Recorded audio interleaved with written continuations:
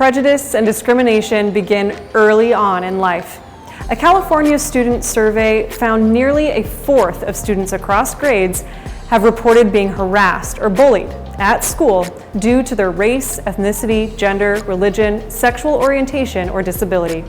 As a result, everyone has likely experienced or witnessed these behaviors and a clear lack of civility at some point in time. In an article for the New York Times titled "The Slur I Never Expected to Hear in 2020, author Kathy Park Hong first noticed the heightening of incidents of incivility targeting Asians across the globe during the pandemic. A group of teenagers attacked a Singaporean man in London, shouting at him about the coronavirus. An Italian bank denied doing business with a Chinese woman. And then it showed up in the United States. A Texan cut a Burmese American family in what the FBI called a hate crime. That was just the beginning. Hong began keeping a tab of the incidents, and there have been many in the United States. An Asian mom was in a park, and other mothers screamed to their kids to get away from her. A teenage boy kicked a 59-year-old Asian man in the back. A woman punched an Asian woman in the subway. The Burmese American boy, whose family was targeted early on, was released from the hospital with stitches from the back of his head to his eyebrow. The list goes on. 650 incidents were reported in 1 week to the Asian Pacific Planning and Policy Council.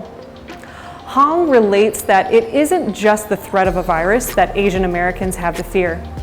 It's the threat of being the target of a hate crime, the victim of someone's fear.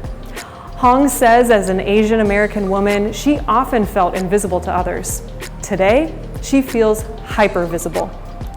Although we might all have felt or experienced some type of discrimination, if we're not of a minority culture, our experiences are different. We don't recognize and can be unconscious to what our fellow citizens, who are a targeted minority, are experiencing.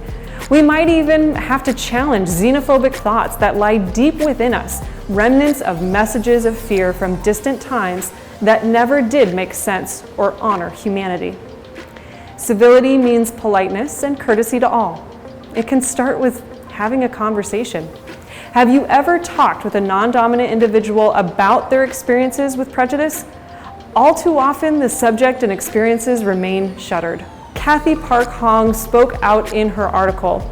Would we have done the courtesy to ask her, if she were a neighbor, a friend, or a coworker, what this time was like for her?